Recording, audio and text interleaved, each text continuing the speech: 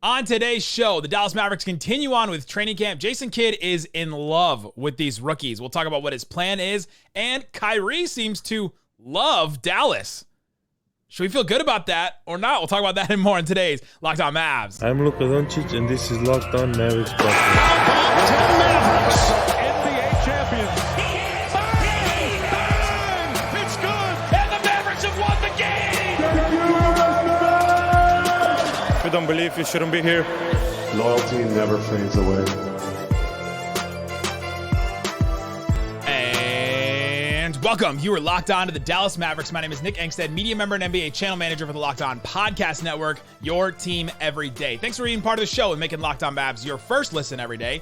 Join the Raccoon Squad, be an everydayer, subscribe, follow for free. Just search Locked On Mavericks wherever you get your podcasts or on YouTube. But the best way you can help us grow the show is to listen every day and comment anything below. Let us know in the comment section which rookie will play more this season, Dereck Lively or Omax Prosper. I'm curious what you guys think about it. If you want to support the show, text us, get text alerts from us, watch film with us, get rumors, updates on training camp, and all that kind of stuff. Subscribe to our subtext. Click the link in the description. Text the number that'll be on the screen and right almost there. That number on the screen right there. Joining me today, multiple-time guest. If you've ever watched a Dallas Mavericks game, you know who this person is. Dana Larson, welcome to the show. What you got for me? Oh, I'm so happy to be here. You know I love the music. I love getting to let it ride? I can let it ride. There you go. Let it ride. I love being a guest. This is so fun because I'm usually a listener. You know, I'm like one of your regulars, and you do such a good job. And I'm so happy for you, Nick, because you mine Maverick gems all off season for us. You do such a good job getting us through the downtime, and it's like a drip, drip, drip from a faucet. And then now here we are. The faucet is open and it's flooding. Back. We've got so much, right? Oh, I know we're back. The days of this being like a fun topic to talk about. My first shot, my first play. Like Luka hitting a shot in a Slovenia practice. Like those days are done. Right. We've got real stuff. But we don't have to anymore. We've got real stuff to talk about. So we'll talk about training camp. We were there the last couple of days, listening to Jason Kidd, Luka, Kyrie, watching some of practice today, seeing what we saw. And so we're going to talk about Kyrie. I want to talk about his, I guess with Kyrie, it's never like, this is what Kyrie said. It's more about his aura, his the way he came off. It's the subtext behind it, for lack of a better term with subtext, but for lack of a better term with what Kyrie says. And he seems really happy in Dallas. And I want to talk about that and some of the things that he said, because I think this could be a really, really good place for him. And I think he's in a different spot in his career. So I want to talk to Dana about that. Got a couple more questions about Josh Green and some others if we get time for it. But Dana, I want to start here. Jason Kidd came out of his way to talk about Dereck Lively and Omax. Now, multiple times with Mark Stein on The Freak the other day. He talked about those guys. Yesterday, I asked him about leaders on the team, and he brought up Dereck Lively and Omax could be leaders defensively. He went out his way. He mentioned them again today. What do you think about Jason Kidd and how much he's pushing and just kind of propping up these two rookies? Yeah, because these are things he's saying that aren't necessarily like answers to questions. We weren't saying, would you start a rookie? It was like he put it out there before anybody really even got to ask it. So I've been doing the same thing everybody has, thinking through what the motivation is here. And I think he gave us a little something else today that maybe gives me a look. He said today, do you remember this, Nick, when he said, I've done this before. He had Josh. Yeah. In what would have been his second season, first under Jason Kidd, which I don't actually remember it all that much, but he said he was pushing him and talking about having him out there with the starters. And what he wants to do, and these were his words, is make guys uncomfortable and see how they respond. So whether or not this is truly something that we're going to literally see, like it's Dereck Lively in the starting lineup and that's your starting center for the rest of the season, or is this right now, he is just really trying to get a full book of notes on these guys, and he's putting you in big time international games with a huge audience, and you're going to play next to Kyrie Irving. You're going to play with Luka Doncic, and we're going to see what you're made of. So I think he is, as much as, yes, these guys fill a huge need and a hole on this roster, and hopefully it's the perfect combination. I think he's also doing a whole lot of fact finding, and his words were, I like to put guys in uncomfortable situations and see what they're made of. That is 100% what I took away from today as well. He talked about like putting them to the fire, like putting them to the test and figuring out, can they handle this? How do they respond to playing with Luka and Kyrie specifically, or the big group, as I keep mentioning, with Luka, Kyrie, and Grant Williams. Right. And so do I think that Dereck Lively could end up starting? Could Omax start? Jason Kidd has said one of these guys could end up starting. Like, he really does believe that. He's giving them a fair shot. Like, he's really giving them a fair shake at this to try and see. But yeah, I agree with you that it is a fact-finding mission. He's looking at these guys to try and see how they respond.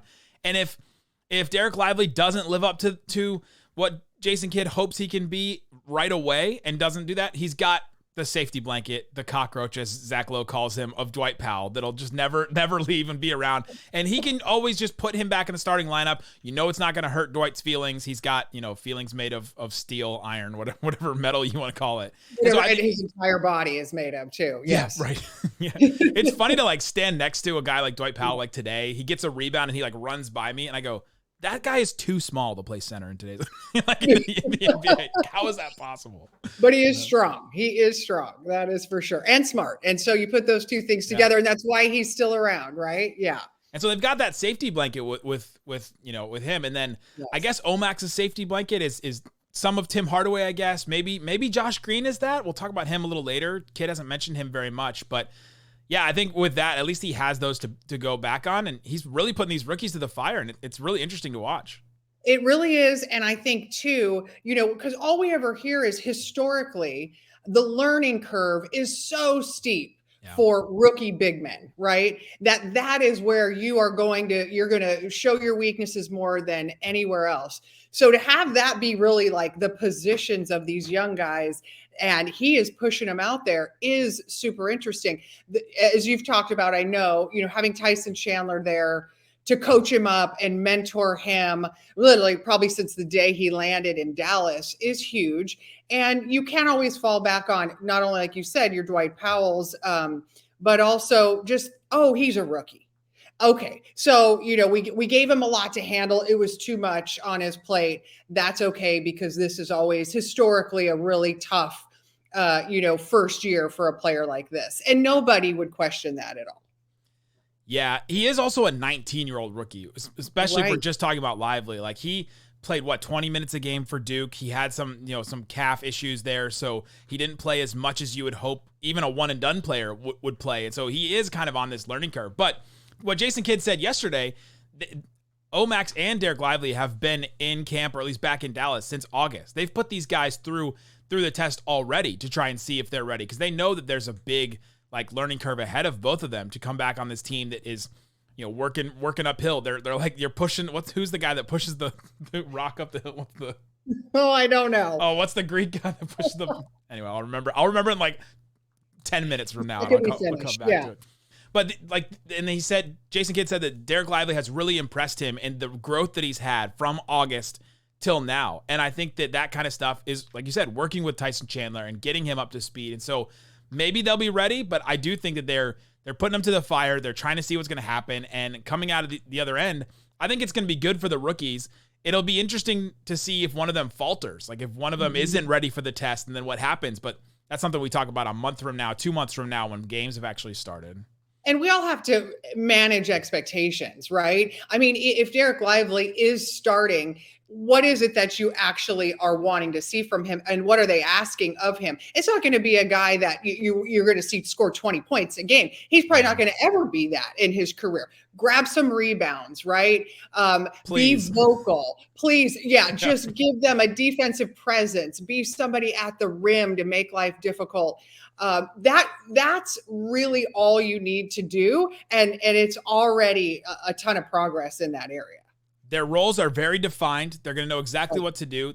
Jason Kidd is not worried about scoring, is not worried about offense really at all right now in training camp. He's mentioned that specifically, and so I don't think that he's going to spend too much time working on their offensive games or working on them fitting into the offense. Luka and Kyrie will make that happen. It's Can they work defensively? Can they make it happen?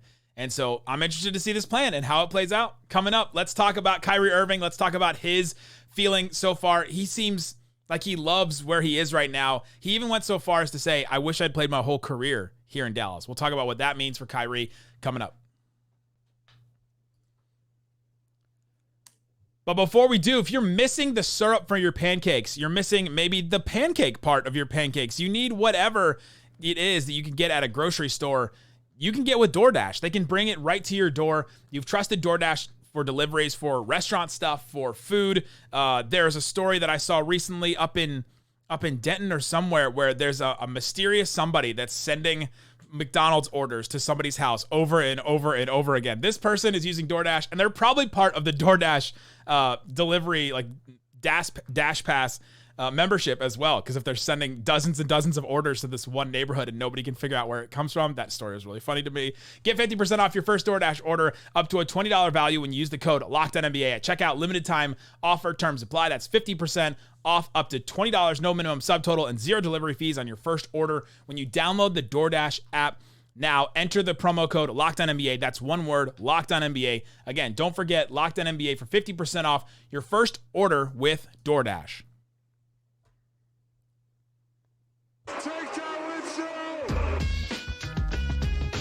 Thanks, everybody, for hanging out with us on Locked On Mavs, being part of the show, part of the Raccoon Squad. We appreciate each and every one of you for listening. Again, if you want insights, if you want text from us, I'll be doing a film breakdown probably today. I'll guess I'll just take the subtext poll and see who they want me to do a film breakdown on. But subscribe to the subtext. Click the link in the description wherever you're listening to this.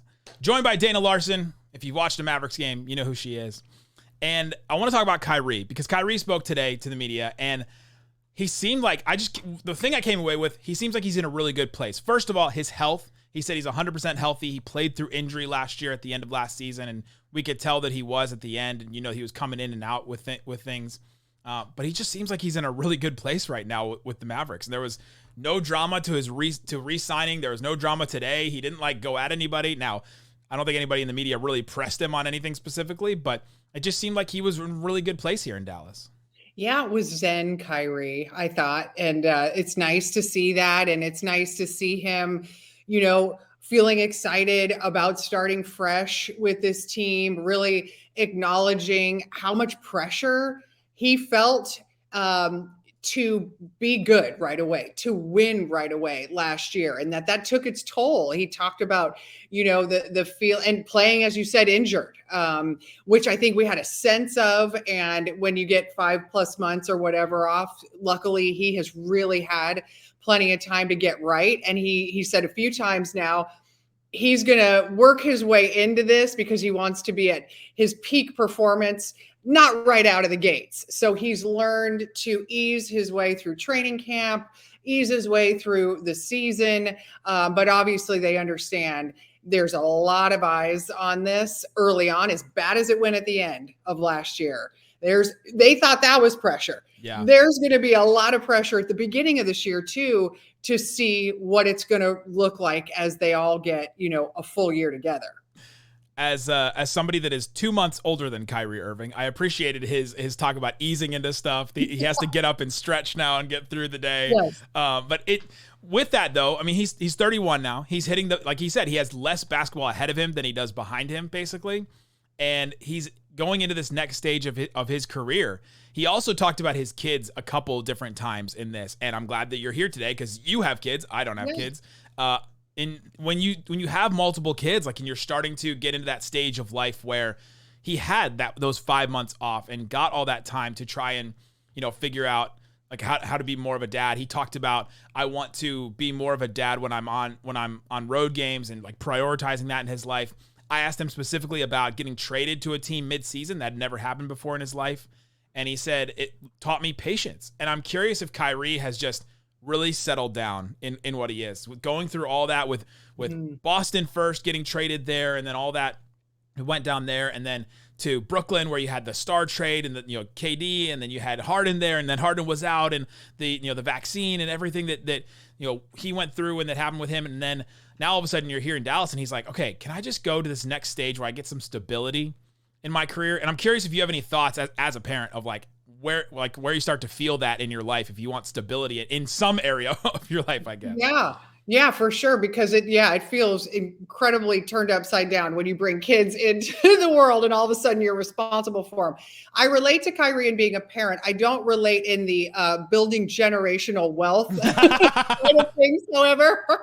You're not looking over contracts and signing people to Anta, your shoe deal? Yes. Yeah. Yes, because not only is Kyrie, this is what I love about Kyrie, though, because not only is he a father and an incredibly talented player, as I think he described himself today, but also he is like running now a shoe company.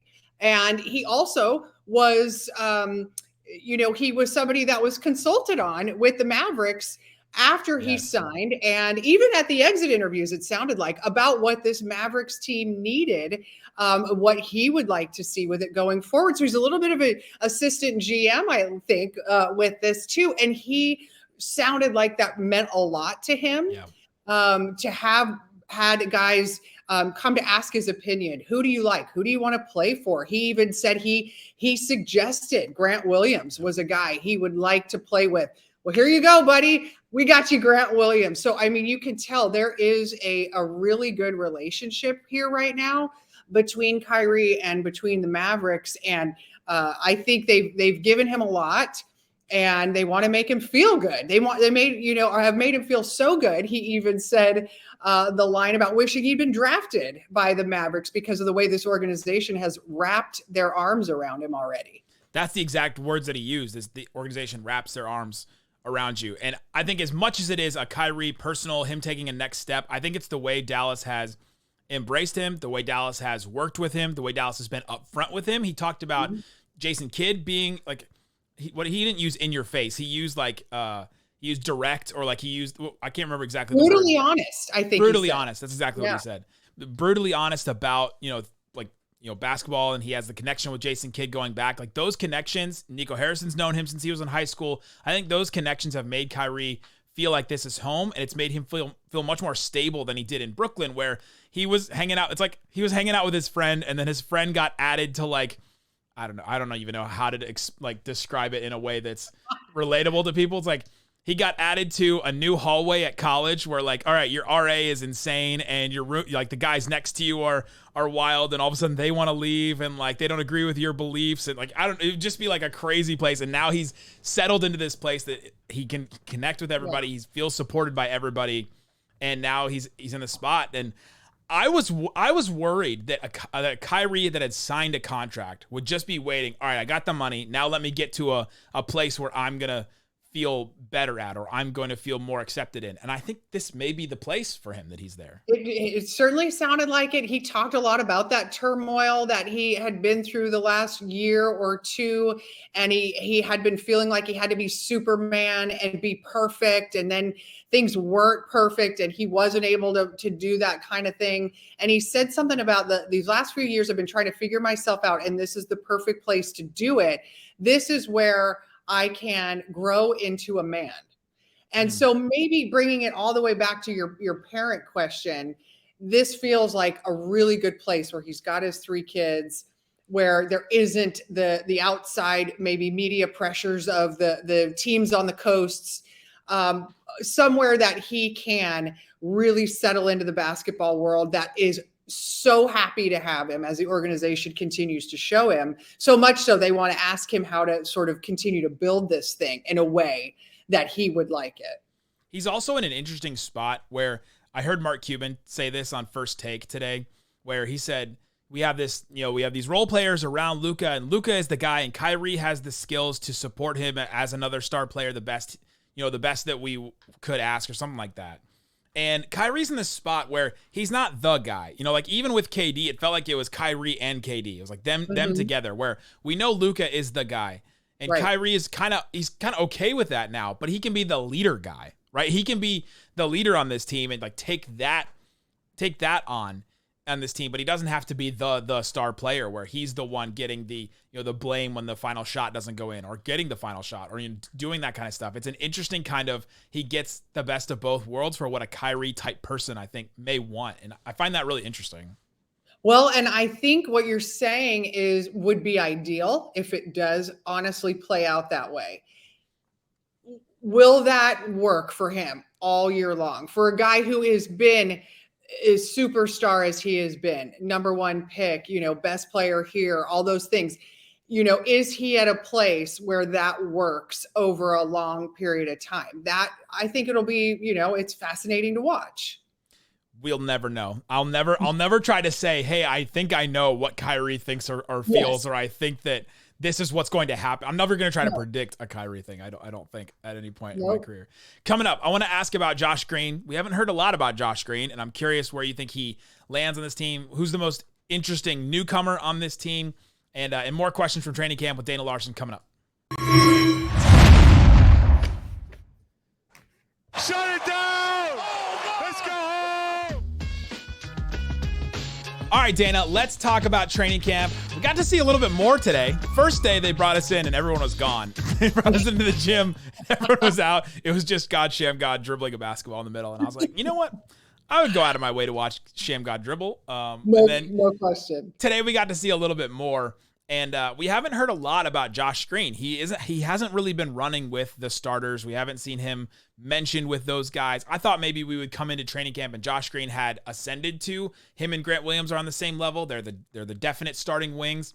It doesn't seem like that's happened. What do you think about how Josh Green's being either presented by Jason Kidd or not presented by Jason Kidd and where he stands on this team right now? Yeah, you're right. It feels a little like he's flying under the radar. And I wonder if he isn't just falling into the group at the moment of those players who have been here. Players who've been here, we know them, and there's a lot of roster turnover. So there's a lot of questions being asked about the new guys. It's not very often the Mavericks have a draft like this and two rookies who are coming in that, we're really interested to see if they're going to be a big part of things. So I just think that may be a little bit of it right now, where, your Tim Hardaway Juniors, your Jaden Hardys, your Josh Greens are in that group of guys that we know what they bring. So does Jason Kidd. So he's talking a lot about some of the other things. And of course, they had to make changes because the group that was here before did not get them to the playoffs. So if you're in that group, I guess the question is for Josh, is that a bad thing? Or have I done enough at this point? And did I do enough this summer on the international level to prove, that I really am a part of this? They need him to be a part of it. They've invested in getting Josh Green to this point, and he does bring a lot of things that they can use. A guy with that kind of energy on the court. A guy with that kind of spring, a guy who, is going to fight for the 50-50 balls, who's not afraid to mix it up, who is fast, who is so fast, and they want to play fast, right? So Josh still brings a lot of stuff that they need. And I just wonder if it isn't one of those things at the moment where he is ultimately going to work his way into a regular rotation. Is it in the starting lineup? I really don't know right now. Do you have a feel? I would still pencil him in there unless Omax, who just has better size and comes in, can, I think, maybe finish better than Josh Green, even though Josh showed us a little bit of a floater last year that I think can be better. He can handle the ball better than Omax probably does early on. But Omax just brings better intangibles and physical tools that Josh Green just doesn't have. Not speed. Like you said, Josh has the speed down. Can I float my conspiracy theory? I think if you've listened, you know my conspiracy theory. I love it. Let's go. That they're downplaying Josh, or at least that Jason Kidd has not mentioned Josh as like part of the starters, and they're making him like a guaranteed starter because of they haven't decided on an extension yet for Josh Green. They're still in contract talks. Like last we heard was a month ago, 2 months ago that they were actually in talks, but extension hasn't happened yet. Well, I mean, I think there's some validity to that. I think that it's worth continuing to float out there, and I will. And you will, and you should, because when you can go back and tell everybody how right you were, you have all this proof, it'll be great. But I think that there is a lot of Jason Kidd is smart, and when he goes out and is using his media availability time for certain things, there's usually reasons behind it. And if it's sort of like, this speaks volumes that he isn't talking a whole lot about Josh Green right now. There very well could be something to that. I think, honestly, I hope for the best for him. I feel like he's a guy that works his butt off. He knows he needed to get his shot better. He was working on that. He knows the things that he needs to improve. And he's a guy I think that, they could really use. So I hope for his sake that there will be a good Josh Green year ahead. This is the year to have it for him in his career. I'm not worried about him. I think that he may be the one with Dwight Powell that has been pushed down to try and showcase these rookies a little more. And it may seem unfair to Josh because Jason Kidd has already said he's looking at Tim Hardaway to be the sixth man. So I don't think that Tim Hardaway is the one getting pushed down right now. He's already kind of slotted into that spot. But I think Josh Green now is he fixed his shot. He shot 40% from three last year. He was one of the top 3-point shooters in the NBA at a certain point last season. So that's really come along, and that was the one thing that was really holding him back. They need his point of attack defense really badly. They also need multiple point of attack defenders. So trying to push Omax and trying to test him, like we said at the beginning of the show, and see what Jason Kidd sees in him is really big. And so I'm not too worried about Josh Green. I think he'll still end up being the starter. That's, if I'm going to make a guess, that's where it ends up being. The conspiracy theory is fun with the contract, but I think it's all going to work out, and they're just trying these guys. And Grant is on a higher standing than Josh right now, which just tells us what they think about Grant Williams. Who are you most interested in as a newcomer on this team? Who's a player? Well, you kind of led me right to Grant, and so maybe that's where I'm going to go because. He could be this guy that jumps into a massive role. I mean, here he played on a team that had superstars and on a team that went deep, and he's been in big games and he's ready for a bigger role. We heard Kyrie even say, "Hey, I'm proud of this guy." Because he worked his way into a situation where he could go get a contract like he has here. He was never a regular starter for Boston.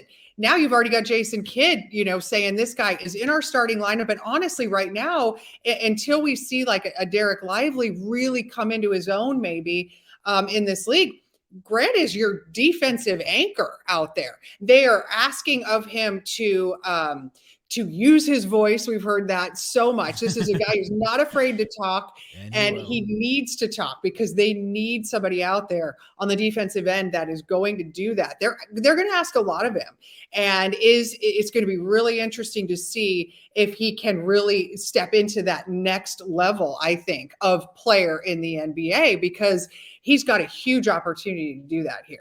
Yeah, him being a leader on defense is huge. I think that's something that the Mavericks desperately needed last year. They just didn't get it. They weren't going to get it with, who was, like, I guess, Maxey or Reggie Bullock. Like, they're just not those type of guys. They're not the vocal, I'm going to get out there and tell everybody where to go. And there was some of that here and there. But Grant is, you just see him out there. I mean, even just the little part of practice we got to see today, they're going 5-on-0, and he's like still yelling at, like pointing and like gesturing for where people are supposed to go. You heard Luka say Grant talks a lot, sometimes too much, so he's already throwing jabs at him, which I think is fun. And I think that shows that they're already making a connection. And yeah, he's got all the confidence in the world behind him. He comes off as just a really intelligent guy that I think him playing with Luka and Kyrie, they're all three going to figure out how to play well together. He's going to figure out how to support those two guys really well. Something I saw on Twitter, again, I don't know who said this, but that Grant Williams is going to help Luka in the sense that Luka will get less texts because Grant will kind of be the guy that either stands in front of him or yells louder than Luka and like whines harder than Luka does, because he knows that in certain moments they're going to need Luka and that Grant can take a tech where Luka can't. I'm curious what you think about that role for Grant Williams. Well, I can see it. And, how we talk every year about who's Luka's enforcer. Yeah. There's always somebody, that they bring in and say, you got to protect him. You got to do this. And now it's, you got to go take some texts for him. The only thing that I worry about is, do you want to be the team with that reputation? Do you not only have one guy, but now you've got two that are endlessly chirping. I don't think Luka's ever not going to be that guy. I mean, he's going to work on it, he says, year after year. But so we know he doesn't have the ability to like completely eliminate that. He can't change his personality. I think that's part of who he is as a person and as a player. So now you're going to have two guys out there that might be like that. you just don't want to be that team that already has that sort of reputation, And so that may have to be, there's a fine line probably of taking one for Luka and, maybe not necessarily you don't want to be known as, that team in Dallas. The Luka quote yesterday that stood out to me was when he talked about he was asked about the refs and he said, I'm trying, it's hard. Yeah. Sometimes it's just not possible. What did you think about that? Where he said, it's just not possible sometimes to like calm himself around the refs. It was funny. I think you could take it a number of ways, but at the time I really think he was like, you know what? I'm so sick of this. It just is who I am.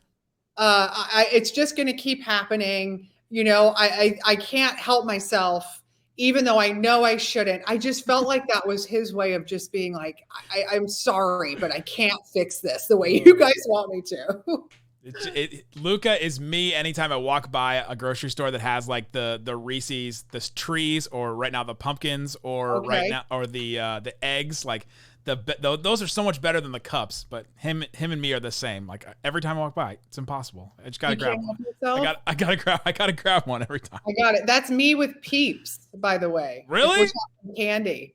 And I'm so glad they make them for every holiday now, because I used to only be able to like go crazy once a year at Easter. Now there's every Peep for every holiday. The only time I ever got into or ever liked Peeps, like, when I tried them, is when you do them over the campfire, because then the sugar on the outside like caramelizes. It's good. I like that. Other than that, I know I'm it's not a Peeps real sugar high. You got to be really ready. There you go. Dana Larson, thanks for joining us on Locked On Mavs. We'll be back. Isaac, I'm picking him up from the airport today, so he should be back. He should be back on the show, and we'll have Media Day. Isaac and I will have a station where we'll interview. We've been told every player should come to us, but we'll see what happens. It's going to be a weird Media Day, but check back for that. Subscribe to the show. Subscribe to our subtext to get updates on all that. Guys, thanks so much for listening to Locked On Mavs. Peace out. Boom.